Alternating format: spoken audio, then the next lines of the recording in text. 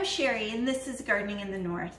And today I want to share with you how I'm going to make fermented sauerkraut. A couple weeks ago I released a video on how to make old school sauerkraut using the hot water bath method.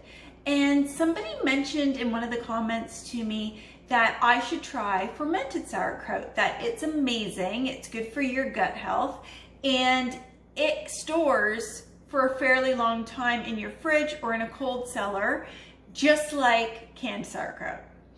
So it got me thinking, and I went online and purchased some books. The first book I purchased was the Sandor Katz book.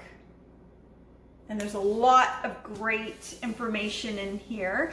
This author deals with some medical conditions, and he's been living by the fermented method and eating those foods, and it is helping him.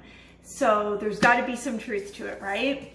The other book that I got was Fermentation for Beginners, and what I like about this book is the recipes that it provides you. It provides you some background and information on the actual fermenting process, but I like that it provides me with recipes as well, because when I'm first learning about this whole process, I want to try it. I want to grab a recipe and give it a go. Now the third book that I got was Fermented Veggies, and I have to say that out of the three, this is probably my favorite one. And the reason that I think it's my favorite is the details that it goes into, the questions and then answers that it provides is amazing for someone who's just starting out, like myself, on doing fermented foods. And there are a lot of questions like, how do I know when the fermentation is done? And what if it starts to smell like this? And what if the color turns like this? And this book touches on all those kinds of questions. The other thing that I like about this book, besides the fact that it has pictures in it, I mean, who doesn't like a cookbook or an information book that has colorful pictures that actually shows you what that particular food should look like? The other thing that I really like about this book, and I'm just going to turn to it here, is the fact that not only does it give you step-by-step instructions and provide you with really detailed answers to possible questions, but it also provides you with pictured instructions so you can see what you should be doing. So it's really cool. And I'm going to give it a go and see how it turns out. The idea of today's video really is to make fermented sauerkraut and to compare it to the sauerkraut that I made about 4 or 5 weeks ago. Now, this here is due to be opened today. I'm going to hold off on opening this today because I want to do a comparison. Now, my husband absolutely loves sauerkraut, and I mentioned that in my last video. He will grab the sauerkraut out of the fridge and basically eat half the jar just with a fork. He's really the only one in the house that eats it. I'll eat it sometimes, but it's really for him. And so I want him to do the taste test. I want to compare the old school water bathing method to the fermented method. Now, I want to compare just taste, because I already know that from all the research that I've done on, reading a lot of these books and watching other YouTube videos, I already know that canning is a great method for preserving your food, and I will probably continue to do that for years and years because it is a method that I'm comfortable with. Fermenting is a little bit scary and it's new to me. And so, I know that I'm going to start doing a lot more of this, but I also know that fermenting is better for you. It is better for your body. It's better for your gut health. And you know, the differences between fermentation and regular canning is that fermentation actually kills the bad bacteria by adding salt and allows the good bacteria that you want to continue to grow. And you know, you want those probiotics in your body. And one of the things that I did read about it as well is that after you ferment your cabbage into sauerkraut, the juice, once that's ready and you take out your sauerkraut and you're eating it with your meals, you should also drink that juice. The probiotics that are in that juice are supposed to be extremely high. Okay, so that's enough talk about, you know, the differences between them, because what I really want to get into is how to make this now. Couple things that you need to get started, obviously, is the cabbage. You also want to have some salt. So I'm going to use pink Himalayan salt. You also want to have a jar or jars, depending on how much you're making. I am going to be using this glass crock, and I'm going to be using this jar. And the reason for that is, if you use a crock, you need to let it ferment in here for approximately 3 weeks. Whereas when you use a jar, you only have to wait about 3 days. Now, there is a lot of talk about how long you should be letting something ferment. It really does come down to taste. So at the 3-day mark, if you taste this particular one and you don't think that it's sour enough or has that, you know, similar taste to a vinegar, then you're gonna let it sit a little bit longer.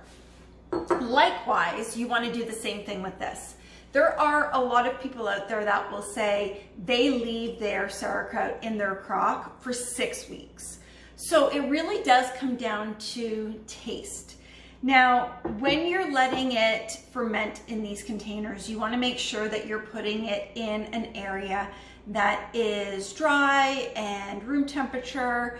You don't want to put it in the fridge, because that will actually just really slow down that ferment process, and that's not what you want. But you also don't want to put it in direct sunlight. So if you have an area in your kitchen where you can kind of put it underneath the cupboard, on your counter, and it's not going to get direct sunlight, that's probably the perfect place for it. So I am going to fill the majority of this, and I am going to use another jar full of water to sit it on top of it like this, to hold everything down, make sure that that sauerkraut stays under that, I'm going to call it that brine that the salt is going to make with that cabbage. And I'm going to cover it over with a tea towel, and I'm going to leave it for 3 weeks, and then I'm going to do, you know, quick taste tests, see how I like it, see whether or not I think it needs to ferment longer. If it's ready at that 3-week mark, then I'm going to grab a whole bunch of these jars, and I'm just going to start filling them. Put lids on them and put them, you know, either in my fridge or my cold cellar, and eat them as needed. Now, I know that there are a lot of people that make fermented sauerkraut and then they hot water bath it. Now, I'm not going to do that, because I think that it goes against fermenting it in the first place, because you're now going to be cooking and killing those good bacteria that you worked so hard to get. So I'm just going to fill these jars and put them in the cold cellar, in the fridge, and as we need them, we'll grab them. We will eat this first before we eat the hot water bathed sauerkraut, only because I know that the shelf life for this is going to be a little bit longer than this. But having said that, I do know that there are a lot of people that have kept their jars of fermented sauerkraut in their cold cellar for anywhere from 9 months to a year, and when they've tasted it, it's still been good. So let's get started. I'm going to start cutting up the cabbage really thin. If any of you watched my sauerkraut video, you will see that I started off cutting it up really thick for some reason. I don't know what I was thinking. Thankfully, my husband came in and saved the day, but he's outside right now, so I'm going to be cutting it up really thin myself and doing a good job, I hope.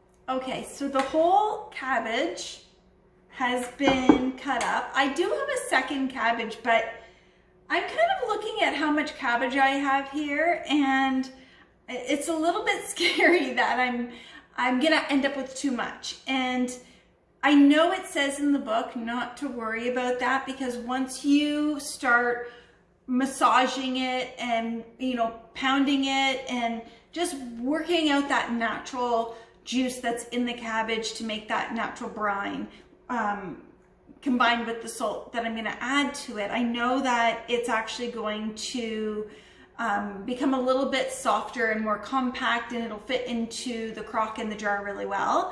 But to start with, I'm also worried about how sore my hands are going to be massaging it after having just cut it.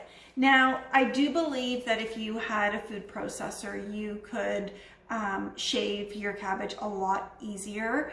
I had to use my knife, so it took me a little longer. But if I'm comparing the two processes as I go along, if I compare the fermenting process to the hot water bathing process, then I'm step for step right now, because we had to cut it with a knife to make the hot water bathing sauerkraut as well.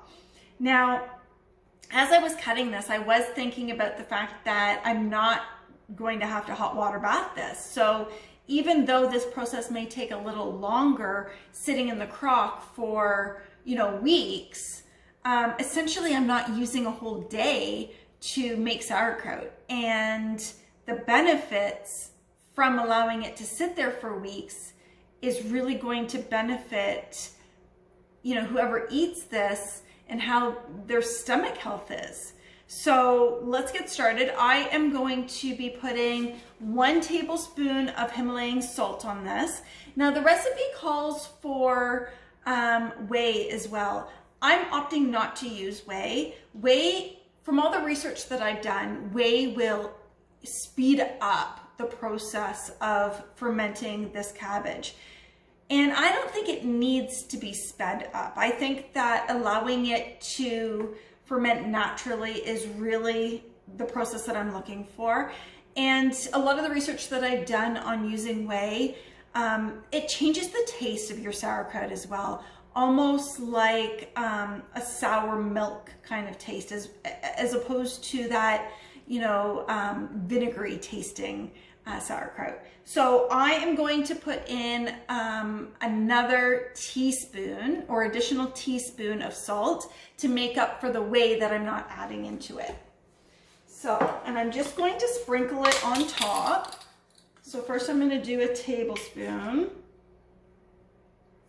I'm just going to sprinkle it all on top, because I am going to start massaging this with my hands to get it started.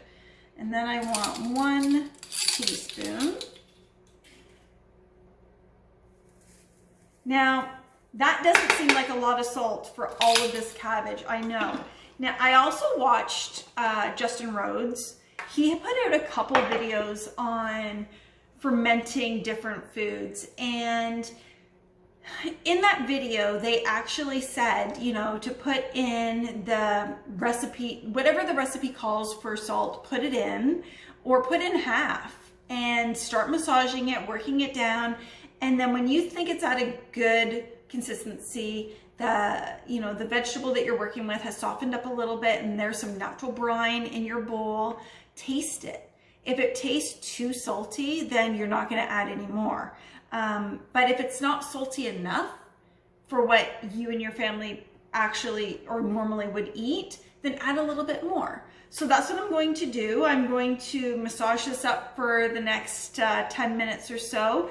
I'm also going to be using my wood spoon to give it a good mix as I go. And then I'll do a taste test to see if I think that it needs any more salt or if it's good to go into the crock.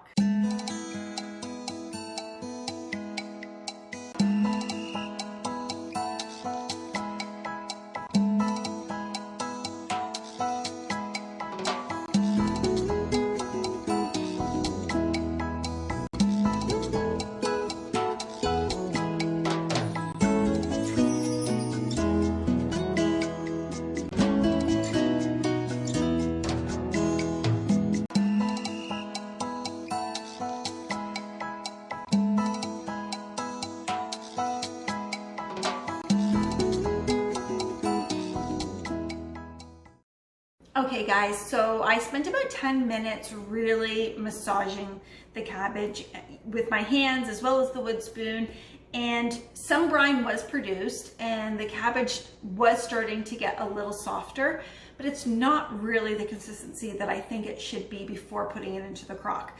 So I have it covered. I'm gonna let it sit here for another 40 minutes or so, and then I'll do a quick 5-10 minute massage, make sure it's where I want it to be, and then I'll fill the crock.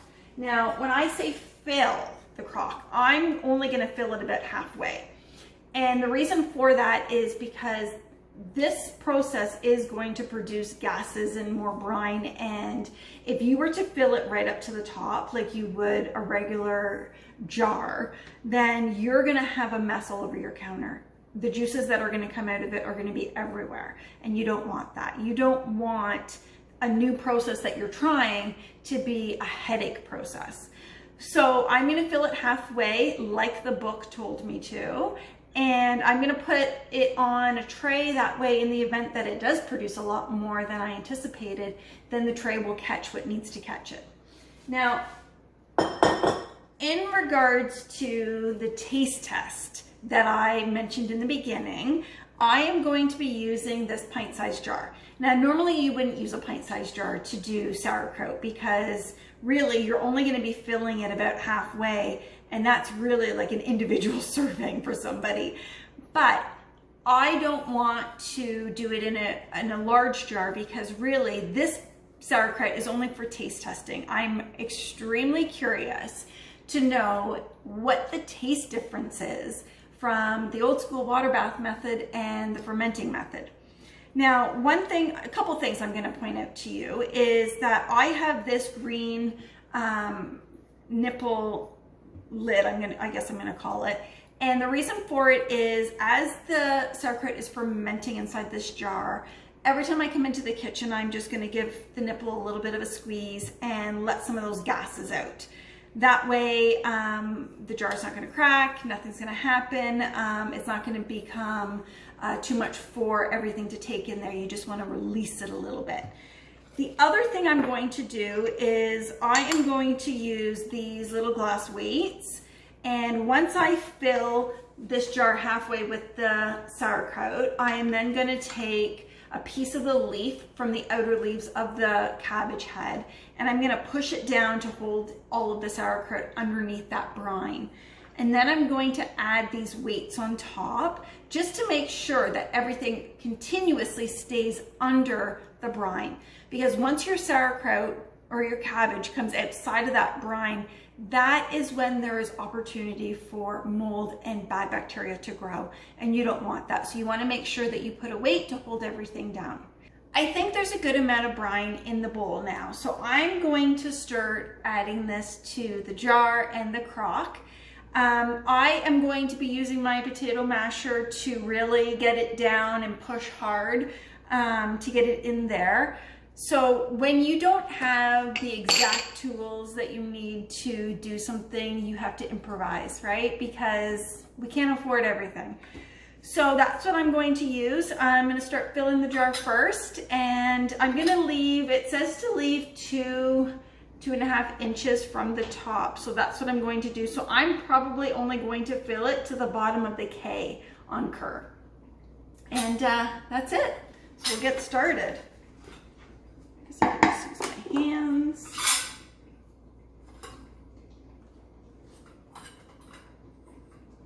Okay, so now in the jar, you also want to make sure that you are packing it down as much as you can.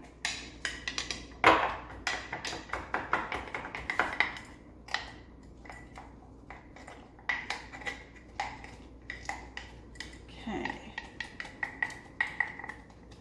Now I did do a taste test, and I can taste the slight taste of salt, which is what you want.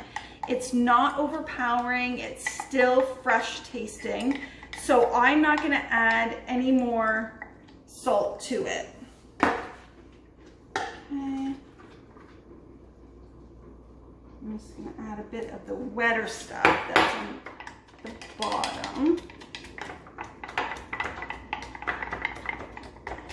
I'm just gonna make sure it's in there. Okay, so that's right at the K there. Now I can see, when I turn the jar, I can actually see that the juice is draining away from the sides. So that's perfect. Now what I'm going to do is add some of the leaves right in. And you push down.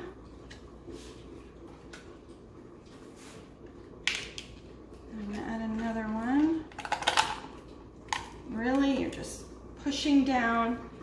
Okay, so if I show you, I don't know if you can see the juice moving around in there. Okay, I'm going to add, oh,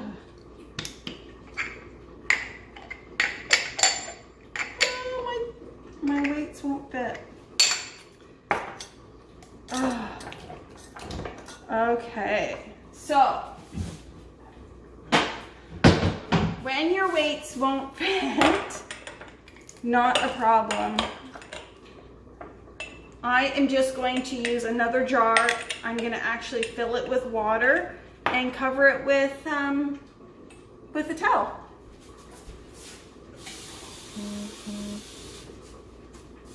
So this one will actually be done exactly the same way as the other crock. Now I will get a lid for this so that it doesn't tip over.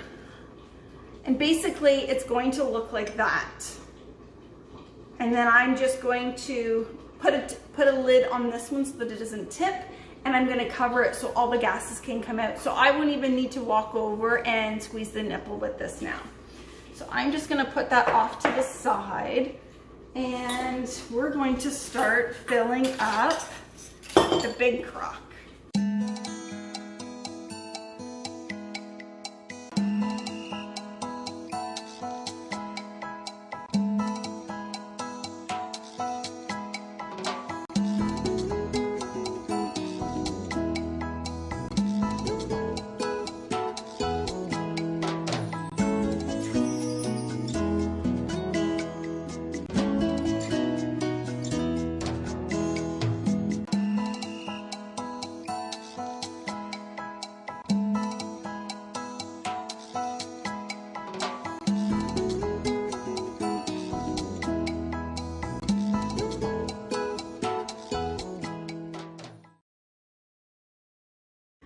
Okay, this is really cool. That was a whole cabbage, and I didn't think there was any way that was gonna fit in this crock. And oh God, it's heavy. Look at this. Oh my gosh. If I push on it, you can see there's like the brine that's in here right now just from adding salt is amazing. This right here is filled with probiotics that are going to be amazing for our gut health. Amazing. So I'm actually going to, I'm just going to show you the container. It's very heavy. I'm going to keep it in this container here. I'm going to put it right in there. I'm actually going to stick this little one in there too, and I don't know if you can see. when I push on it, I'm not sure if you can see the juices, but even this one has really good juices. So basically I am just going to cover both of them like that. Leave them in this container here. So we're just gonna cover over that. So really, it's just looking like this. Hey guys, so it's been about 4 days since we started our fermented sauerkraut, and I wanted to do the taste test today to see if there is a difference between the hot water bathing method and the fermented method. So one thing I want to point out in this one here though, is you can see the bubbles are starting to form, and when I push down you can see that the brine is above the sauerkraut, and that's what you want. So you want to check it daily to make sure that there isn't any mold growing or anything like that, and if there is, you want to scoop it off. This here is going to sit like this, covered for the next 2.5 weeks, and then we will taste test it, and if it's good, we'll bottle it up and put it in the cold cellar. So we'll just leave that one for now. And we will do a taste test of these. So we're both going to taste test it to see what we think. So this is the same one as that, but because it's in, and you can see if I push down, you can see the brine is coming up. So this one here is the same that's in there. Maybe we can just put there. And so we'll just scoop out the top. Can you smell it? Smell that. Okay, so this one here has been in there for 4 days. This one here was the hot water bathed one.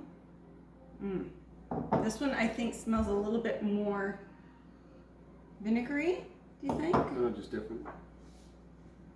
Yeah, maybe this one smells a bit fresher. I don't know. Okay, so which one are you gonna want to try? This one first?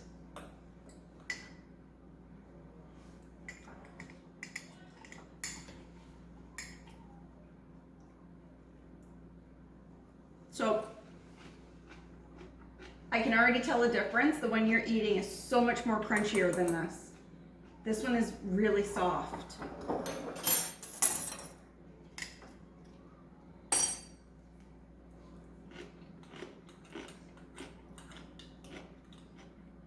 Okay, this one tastes like I put vinegar in it. Yeah. But I didn't. I put vinegar in this one. Can't tell.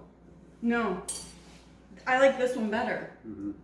And this one has the better gut health for you than that one. That one almost doesn't have, like it doesn't, I don't want to put my fork back in it, but it doesn't have as much taste as this one has. Mm-hmm. I think I like this one better. Yep. And there you have it. The one that is actually better for you tastes better. Thanks for spending time with us.